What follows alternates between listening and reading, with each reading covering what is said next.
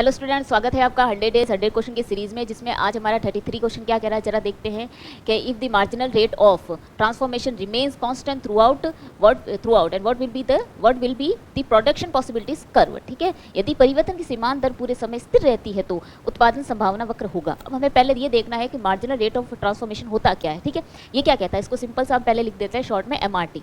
MRT क्या कहता है, अगर आपको किसी गुड के अंदर अगर आपको एक एक्स्ट्रा यूनिट अगर ऐड करनी हो, एक एक्स्ट्रा यूनिट का प्रोडक्शन आपको ऐड करना हो, प्रोडक्शन, ठीक है, तो आप तब कब कर सकते हैं, जब आप किसी दूसरे गुड में से वो एक यूनिट जो है वो आप निकालोगे। ठीक है, अगर किसी गुड के अंदर हमें एक एक्स्ट्रा यूनिट ऐड करनी हो वो तभी कर सकते हैं जब किसी दूसरे गुड के अंदर उसकी जो एक यूनिट का प्रोडक्शन है हम निकालेंगे। ठीक है, तभी आप ऐड कर सकते हो। तो क्वेश्चन में थ्योरी क्या दे रखी है, थोड़ी थ्योरी देख लेते हैं।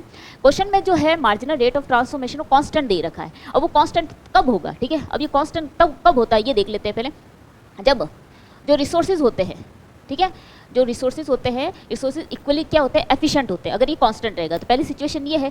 दूसरी ये है इसमें कि जो अपॉर्चुनिटी जो कॉस्ट होगी वो क्या रहेगी, अपॉर्चुनिटी कॉस्ट क्या रहेगी, वो हर लेवल पे सेम रहेगी। दो सिचुएशन ये होगी। ठीक है, अगर ये सेम रहेगी और रिसोर्सेज ना इक्वली एफिशिएंट रहेंगे तो इसमें जो प्रोडक्शन पॉसिबिलिटी जो कर्व होगा वो क्या रहेगा, स्ट्रेट रहेगा। अब ऑप्शन के अकॉर्डिंग स्ट्रेट कौन सा रह रहा है, ठीक है, जो ऑप्शन के अकॉर्डिंग देख लेते हैं।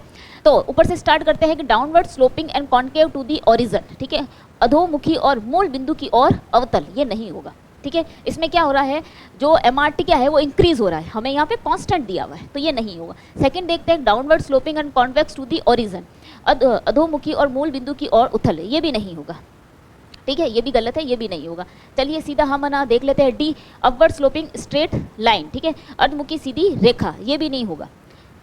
ये जो अपनी प्रोडक्शन पॉसिबिलिटी कर्व है उसको डिफाइन नहीं करता है ठीक से, तो ये भी नहीं होगा। डी सी देख लेते हैं डाउनवर्ड स्लोपिंग एंड लाइनर, अधमुखी एंड रेखिक, ये होगा। क्यों होगा, इसमें जो एमआरटी है वो कांस्टेंट होता है इसके अंदर, और इसके अंदर जो प्रोडक्शन पॉसिबिलिटी जो कर्व है वो स्ट्रेट रहेगा। तो क्वेश्चन के अकॉर्डिंग आंसर आपका ये होगा। ठीक है, अगला क्वेश्चन है आपके लिए, in a perfectly competitive market the demand curve for a firm is. ठीक है, पूर्ण प्रतियोगी बाजार में एक फर्म का मांग वक्र होता है। अब इसके अकॉर्डिंग आप ऑप्शन पढ़ लीजिए और उसका जो आंसर है आप कमेंट बॉक्स में जरूर दीजिएगा। मिलते हैं आपको अगले क्वेश्चन में।